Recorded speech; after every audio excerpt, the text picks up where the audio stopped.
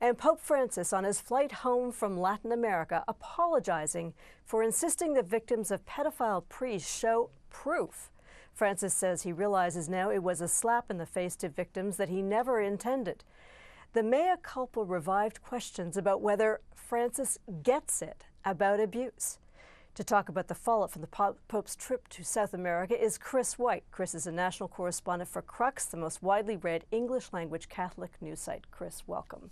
Thank you, Sheila. This apology from the Pope, that's not something this Pope has often done. Did it surprise you? Well, the Pope has numerous times apologized for the grave sins of sexual abuse and the atrocities committed by priests.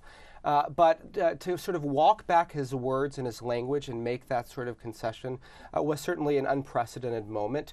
It was also unprecedented to have an American cardinal call him out for his words and for him to, in a sense, acknowledge that. Now, we're talking about the Pope's statement as though it was an apology, but he still insisted that victims who said that the current Cardinal Barros, knew of this abuse should bring him proof, that they must produce proof, otherwise they were making unverified allegations. How does that play, do you think, in the Me Too era? You know, this Pope is very much a defender of this Bishop Barros in Chile. And he has maintained for a number of years now that until he sees evidence, he will not dismiss him. And I think, rightly so, a number of victims of sexual abuse have said, but what about our stories? You know, why is the onus and burden of responsibility on us? And so it's certainly heightened in the Me Too era. And I think that's perhaps why this Pope, who is widely popular, is sort of under the microscope right now and being scrutinized in a way perhaps in which we haven't seen in his papacy in the past 5 years. Well, to stay with the subject of sexual abuse, he's also been criticized for not talking about clerical sexual abuse in the portion of his trip that took him to Peru. Why do you think he made that choice, and what impact does that have? That's right. You know, he went from Chile then to Peru, and in Peru, while Chile certainly has been more scarred by the crisis of sex abuse, Peru has not been spared from it either. I think he, in a sense, started off his trip with sexual abuse and didn't want for it to continue to linger and perhaps cast a shadow over the entire trip. However, for Peruvians, many on the ground felt as if it was an oversight on his part. So it's difficult to say what the motive was there. I think in Peru, he certainly wanted to highlight sort of the plight of the Amazon and the environment and other issues. And so I think he wanted to, in a sense, round out his trip with other issues. But this was certainly an area that a lot of people were hoping he would comment on, the specific situation in Peru. Does this suggest to you that the Catholic Church, especially the leadership of the Church, still has difficulty grappling with the full impact of the sexual abuse scandal, which it turns out is pretty much a global scandal? Well, certainly survivors of sexual abuse have said this is an area in which the Church has yet to reckon with the grave impact that this has had and has continued to have for decades now. I think many have acknowledged that the Pope has, in a sense, said the right things, that the rhetoric and the concern has been there, and I think many abuse survivors, in a sense, appreciate the Pope's candor on that. However, I think for them, they want to see action, and that will be the way they sort of judge the legacy of this papacy and the institution at large. The Pope touched not only on the questions of sexual abuse, he talked about trafficking, human trafficking. He talked about forced prostitution. He talked about, as you said, about the Amazon rainforest. What does this sort of agenda tell you about what this Pope's concerns are? What's on his mind? Well, I think, Sheila, it's important to remember this is a Pope that is from Latin America. He's Argentinian born, the first Pope from the Global South. And so the concerns of the Global South are first and foremost on his mind. And I think he wants, in a sense, direct the attention of the global church to those needs and to those concerns. And so you see him talking about human ecology. You see him talking about the environment. You see him talking about trafficking. And, you know, there's a phrase that Francis has said before, that everything is connected.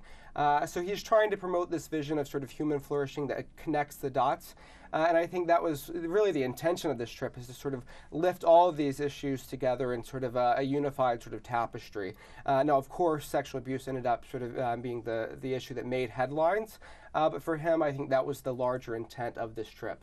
He also waded into Peruvian politics in a way in which I don't think we've seen a pope tread before, where he said he was criticizing corruption in Peru. And he said, what is going on in Peru that every time a president leaves, they put him in prison? Now, that's not something we've heard from previous popes. Is that, do you think, his South American nature speaking, his familiarity with the territory speaking, or is that, do you think he's channeling something else there? Well, I think this is a pope that loves honesty and loves candor, and to sort of make statements like that are a bit blunt, certainly I think indicates that this is someone that is comfortable with Peruvians. He was on his home continent, and so he was sort of free to speak his mind. I mean, this is also a pope that's very careful not to get involved in partisan politics.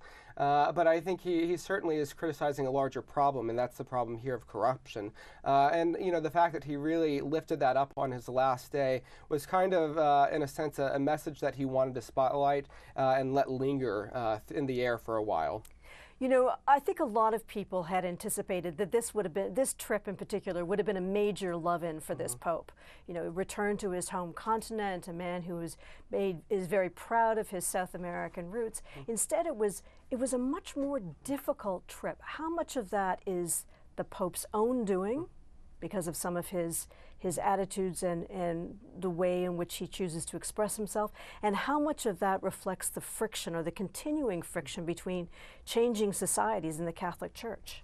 In many respects, I do believe it's probably a both and. I think he went into the trip, going back to his home continent.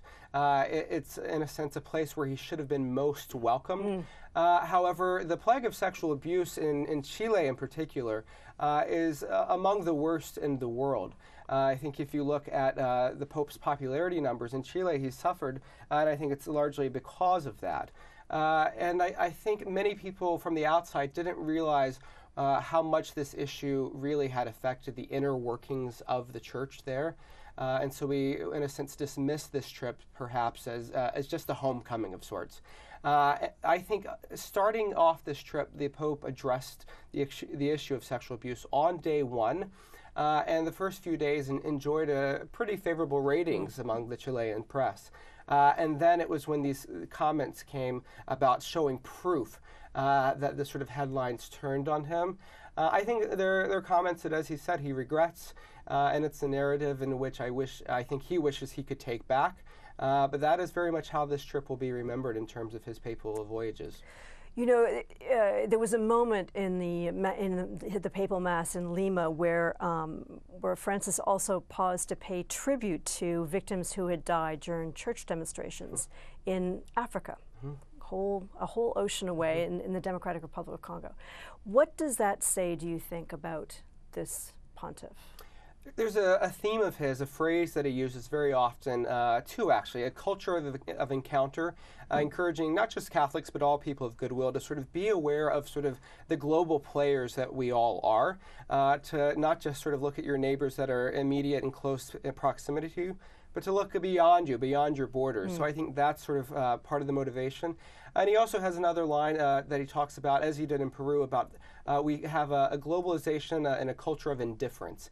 And I think he wants, in a sense, sort of awaken hearts and minds to the needs of others. And I think that's particularly why he raised that issue to the forefront.